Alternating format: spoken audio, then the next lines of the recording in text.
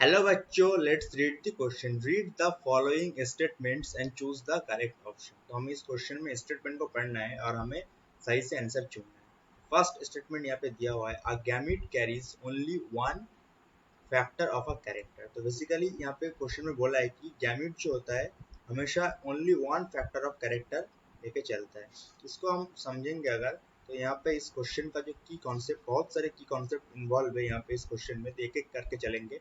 तो पहला जो की कॉन्सेप्ट यहाँ पे इन्वॉल्व है, पहला जो की कॉन्सेप्ट यहाँ पे इन्वॉल्व है वो यहाँ पे है कि लॉ ऑफ सेग्रीगेशन.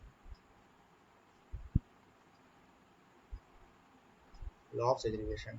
तो हमें पता है कि कैरेक्टर जो होता है इसमें हमेशा दो पेयर लेके चलता है और दो पेयर में से गैमिट में हमेशा क्या होता है, वन पेयर से रहते हैं, वन पेयर इन गैमिट.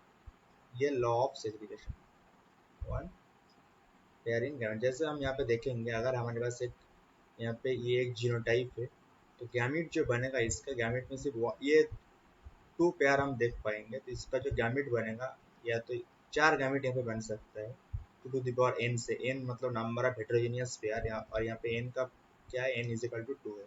या तो ये बन सकता है, या ये बन सकता है, और या तो ये बन सकता है. तो हम देखेंगे वन पेयर. तो ये जो स्टेटमेंट है ये बिल्कुल सही है. सेकेंड, हम अगर बात करेंगे कि starch synthesis in wrinkled seed और pea plants is most efficient. तो अगर यहाँ पे जो कॉन्सेप्ट है बेसिकली यहाँ पे डोमिनेंसी की कॉन्सेप्ट जो होगा, की कॉन्सेप्ट यहाँ पे डोमिनेंट लॉ ऑफ डोमिनेंस की है. लॉ ऑफ डोमिनेंस को हम यहाँ पे एक्सप्लेन करेंगे. लॉ ऑफ डोमिनेंस,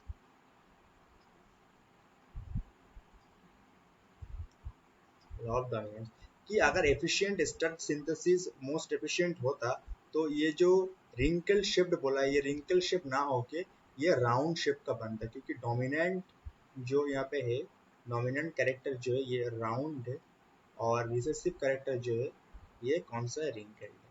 तो अगर स्टार्च सिंथेसिस एफिशिएंट होता तो ये हमेशा डोमिनेंट का जो जीन है वही शो करता, और मतलब यहाँ पे राउंड देखने को मिलता. तो ये स्टेटमेंट जो हो गया गलत हो गया.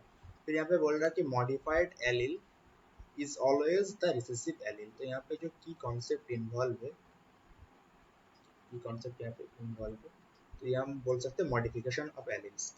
Modification of alleles, modification of alleles कि कोई एलील मॉडिफाई होके क्या बन सकता है.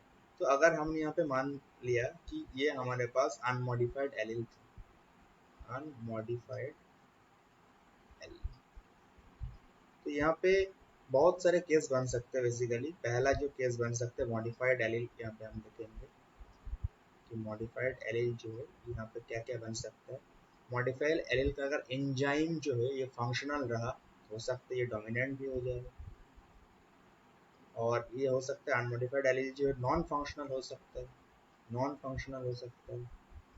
या तो ये हो सकता है मॉडिफाइड एलील जो है ये रिसेसिव हो सकता है. तो यहाँ पे पॉसिबिलिटी तो यहाँ पे बहुत सारा है. तो यहाँ पे बोल रहा है, लेकिन यहाँ पे स्टेटमेंट क्या दिया हुआ है, मॉडिफाइड एलील इज ऑलवेज. ये ऑलवेज तो कभी नहीं हो सकता. यहाँ अगर यहाँ पे बोलता कि मे बी, तो ये स्टेटमेंट सही हो जाता, लेकिन ये ऑलवेज बोला है तो ये तो स्टेटमेंट गलत हो जाएगा. अब हम मैच करेंगे, all are incorrect except B. ये बिल्कुल हमारे पास सही सही ऑप्शन है कि फर्स्ट जो होगा इस क्वेश्चन का करेक्ट आंसर हो जाएगा. All are correct except B, B तो खुद ही इनकरेक्ट, तो ये भी नहीं होगा. ऑल आर इनकरेक्ट भी नहीं है, ऑल आर करेक्ट भी नहीं है. तो इस क्वेश्चन का हमारे पास करेक्ट आंसर कौन सा हो जाएगा, first option. I hope you understood it well. Thank you.